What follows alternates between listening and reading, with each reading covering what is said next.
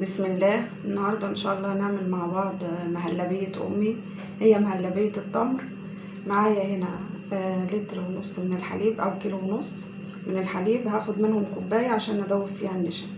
ومعايا هنا المطيبات دي اضافة بقى من عندي. معايا رشة من جوز الطيب مع عود قرفة مع 4 حبات من الحبهان او الهيل.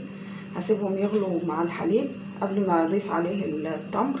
لو انا عندي التمر اللي هو الناشف شويه ممكن اضيفه من دلوقتي، لكن انا عندي التمر الطري فمش هينفع عشان ما يتهريش ويفضل متماسك في المهلبيه. هسيبهم لغايه ما يغلوا وبعدين نعمل النشا.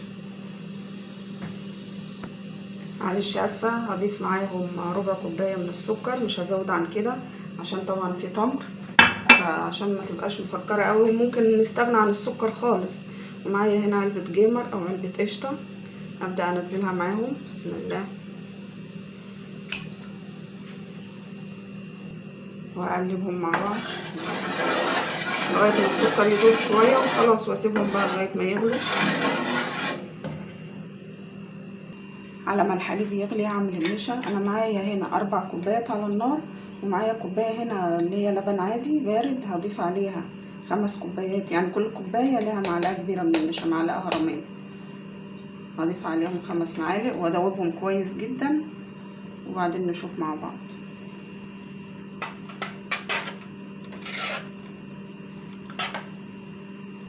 متأكد يا جماعة اللبن بارد، ما ينفعش ان احنا ندوب النشا خالص في لبن سخن، ده بالنسبة للبنات اللي هم الصغيرين.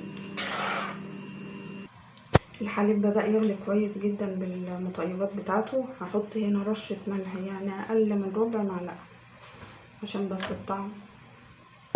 واول ما يغلي كويس جدا حوالي دقيقتين كده مع المطيبات هبدأ ان انا ارفع. انا حاطة 4 حبات هيل وحاطة عودين من القرفة. هشيل ده كله عشان طبعا مش هينفع، عشان ايه ما يجيش تحت اسنان حد. هرفعه من على النار وبعدين انزل معايا هنا بالتمر. معايا هنا كوبايه كبيره من التمر، انا شايله النوى بتاعها. بسم الله.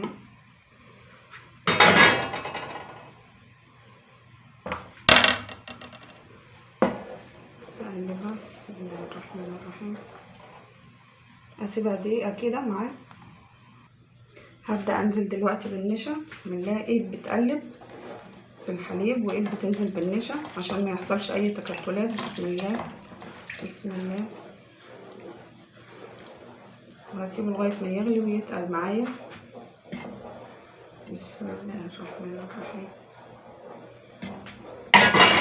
زي ما احنا شايفينه خلاص ما شاء الله بدأ يتقل على طول اهو. وبعدين هروح على طول صباه في الاطباق بس يغلي بس.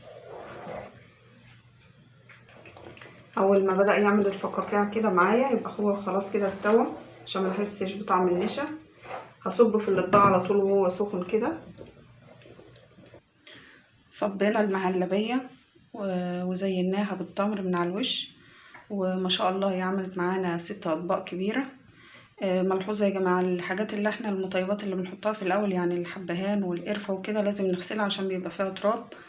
وبرده التمر انا بغسله قبل ما باكله، لانه طبعا بيبقى في اماكن مكشوفه عليه دبان عليه اي حاجه، فالحاجات دي لازم ناخد بالنا منها عشان صحتنا. والطبق ده امي الله يديها الصحه والعافيه يا رب ويبارك في عمرها، كانت دايما بتعمله لنا في رمضان، وطبق مغذي وجميل، واتمنى ان انتم تجربوه. وعليكم وعلينا بألف عافيه ان شاء الله.